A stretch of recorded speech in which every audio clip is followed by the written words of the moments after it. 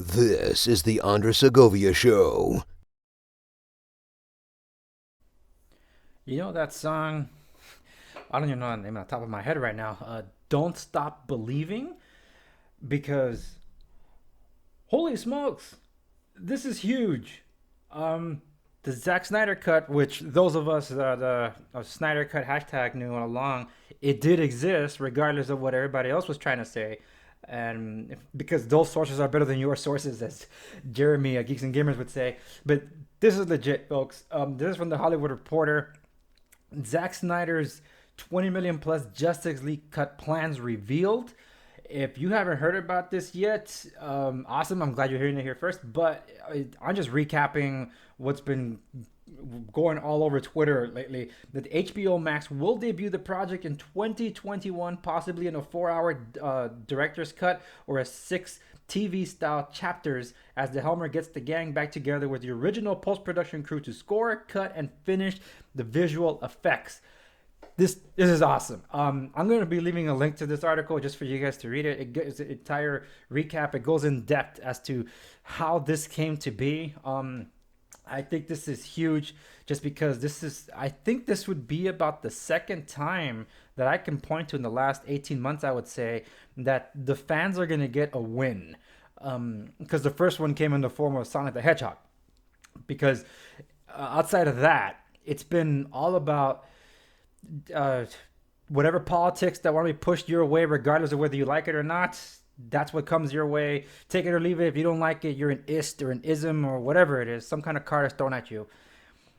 And wow, this is huge. Why am I talking about this? Guys, look, for those of you that are new to the show, I'm Andres Segovia. This is my show.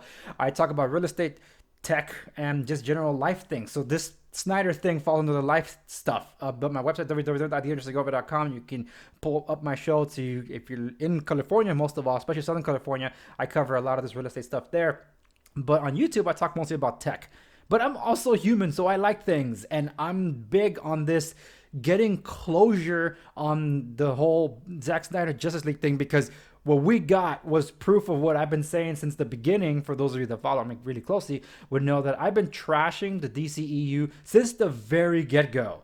Because what Zack Snyder was trying to do was one thing, but the studio rushing to try to get their own answer to Marvel Studios was like, dude, you first off, wherever you stand on Man of Steel, the point is, one thing someone can agree on is that people disagree on the movie. So it's a divisive film. I'm one of those that doesn't like the representation of Superman in it, but I can enjoy the movie as a whole. Um, and as someone that works in construction can tell you, if you have a weak foundation, the house you build on top of it's not going to sit on very long. It's going to fall apart, which was proof positive when Justice League, the theatrical version, came along. So I have long maintained that I felt that Justice League is due its cut. It's due its due. Because at least that would have given a cohesive whole, an entirety to Zack Snyder's vision. Because at the very least, the guy actually planned things out. There was a means to the madness, whether you liked what he was doing or not. The point is, it was giving us something different. It's kind of like what's it called? I better get this right. The DC animated universe thingy of movies, animated movies that just wrapped up with the Justice League Apocalypse War. I'm not a fan of the series, but I enjoyed some of them. And I'm not going to spoil the ending of the Apocalypse War, but the point is that it closed out the story, and now they're just going to reboot it all over again for something else, you know? It's like, I can see Zack Snyder's being just like that. It's an entirely different vision of that just there. I'm not going to go into the other stuff being talked about, the possibility of the tie-ins with the animated movies and all that. I don't care. I'm not going to dive into that. That's not what I do. I don't have the time for that kind of stuff. But what I can tell you is that this thing is not only overdue, but I feel this is what makes me like Zack Snyder even more. I have hit or misses with him. I was just angry about what he ended up doing with Watchmen, because him and Dave Gibbons, who was the illustrator for the original comic with Alan Moore, They promised that they didn't change anything for Watchmen, and ultimately they did. So but the means to an end is still the same. No. There was a big deal about the end of that. And if you're watching this, I'm assuming you've seen Watchmen, so I'm just gonna straight up tell you, you cannot. Framing Dr. Manhattan makes absolutely zero sense in the grand scheme of things. The guy felt so bad that he might have been responsible for giving his loved ones cancers that he leaves Mars and then attacks and kills millions of people around the world. That's stupid. I'm sorry. It just doesn't sit on its own. However, if you watch the Ultimate Cut, which weaves in the comic book, leading up to that, almost everything is like, dude, it's a pretty solid thing. And I don't want to recap everything talk about on Watchmen. I actually recommend you go check out one of the episodes. I'm going to leave a link in the video description down below. I actually talk about this in my Off the Record episode on my website, where this is the DCEU retrospective look. I'll get to that in a bit. But who watches The Watchmen? I actually cover this. I discussed this back in November, around the time when The Watchmen show debuted on HBO. That I completely ignore, it's not canon. But I talk about a retrospective look about Watchmen, because one thing that I learned about Zack Snyder's vision, it's actually aged better than I give it credit for. I recently rewatched the DCEU of what Zack Snyder's been able to do, but Man of Steel, the Dawn of Justice Director's Cut, I don't call it Batman or Superman, that's a stupid title, but Dawn of Justice Director's Cut, and what was the other one that he did? Oh snap, no, hold on. There were other ones too. I know it's Justice League. I actually watched Justice League Reborn. If you don't know what that is, you know now. You can still find it. I'm not going to leave a link to that, but you can find Justice League Reborn, the fan edit of Justice League. It gives a little bit more closure, something along the lines of more of of Zack Snyder's vision. But just watching it that way, I skipped Suicide Squad. Watching it that way, you get a better feel for the films. And I watched it with my wife, who's never seen anything of these, so she's not a comics fan at all. She enjoyed them, and she doesn't like dark stuff. So there's an audience that can enjoy it if Zack's vision is put to the screen. That's the argument I'm making. Who watches The Watchmen? Because I think that Zack Snyder's ultimate vision of Watchmen, and they could just fix the ending, that'd be even better. But if it's released as a TV series, it works. You can really break it up into like 45-minute increments to make it a TV series about 4 or 5 episodes. Because that's how I watched it, because I don't have the time to just sit down and watch the whole thing. So, whatever, I give all my thoughts about the DCEU in my other episode, which I'll leave a link to in the description down below. For this Off the Record, you don't need an account or anything. You can just go ahead and enjoy it for yourself. Listen on your own time. Back in September 5th, a retrospective look at the DCEU and why it's aged considerably better. I can't watch Marvel movies the same anymore. Only the ones that I really enjoy, which is like the Russo brothers Captain America movies, and the Jon Favreau original Iron Man. Some of the other ones just felt like the same thing over and over again. And in the chapters close on Infinity War and Endgame. Watched them the first time, I hated Infinity War.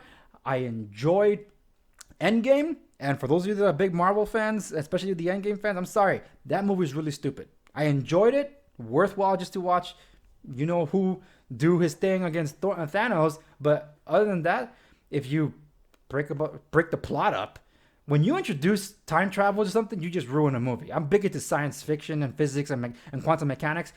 That movie, it's stupid. I can rewatch it for entertainment value. I cannot rewatch it as a serious film that they try to make it to be. It's just a stupid movie altogether. So there, it came and went. You like it, good for you. Me, I'll watch it with my kids when they grow up a little more. But getting back to this, the whole idea of what Zack might do, and that it might be a movie. I think it makes more sense as a TV series, which when you see his long extended cuts of his vision, it makes sense as a TV series. I would say do it. It's going to be on HBO Max, coming out next year. When? Oh, God knows, man. I don't know. But the cool thing is that he's getting back together, the production crew, the cast. One of the first ones to call him back was Ray Fisher, who played Cyborg. He's like, is this for real? Zack talks about it somewhere here in the article, which I recommend that you read because it's a pretty good read. It's pretty lengthy, which I'm not reading it now, but I'm just like ranting all over the place because, yeah, I'm excited. This is awesome. And he deserves his due. Look, Zack Snyder himself is a divisive director, but I don't challenge him based on his visuals. He can really tell a good visual story which as divisive as Watchmen might be for the purists versus the ones that prefer the theatrical version, holy smokes, no one argues the opening credit sequence of the Minutemen on the Watchmen. That is so awesome. And he can get it right. Like every single one of his movies has like that one moment, like holy smokes, that's awesome. Look at Man of Steel, the moment of flight, just with Hans Zimmer's music just opposed the background, a thing of beauty. I didn't value it the first time, but looking at it back in the past and watching it again, like wow, that's actually really really nice. Watchmen, I actually have a great selection in there, especially the Dr. Manhattan sequence, which is awesome. And I think that when it comes to the Dawn of Justice, I think come on, Batman saving Martha, that's just wicked awesome. Yeah, so for Justice League, I don't know. According to Zach, he said that the movie contained maybe about a fourth of his vision. So that's how much of the thing was reworked. I could tell when I watched it, like that's Joss Whedon. That's not Zach. And now we're getting more clarity on that issue, and hopefully not seeing that digitally erased mustache. That's what we're counting on here. So we'll see. This is awesome. I know I went on a little bit of a rant, but hey, I'm excited, man. This has been a long time coming. And for those of you that kept the faith in the hashtag Snyder Cut, hashtag release the Snyder Cut, we knew. And it didn't matter how those sources were better than our sources. We knew because Zach told us so. And now it's out in the open. The worst kept secret is out. So now we got something to look forward to, and it's supposed to be coming out next year. At least $20 million for the finalizing of the post-production stuff and reshoots of some things and additional dialogue. But we're going to get it now. And that alone is why I'll get HBO Max. But I'm not going to get it until they launch it. So I don't feel like I'm missing anything just yet. So anyway, those are my thoughts. Just pretty awesome. And hey, it's for some people, it's still quarantine, so I can talk about this on my channel. I don't care. It's my show.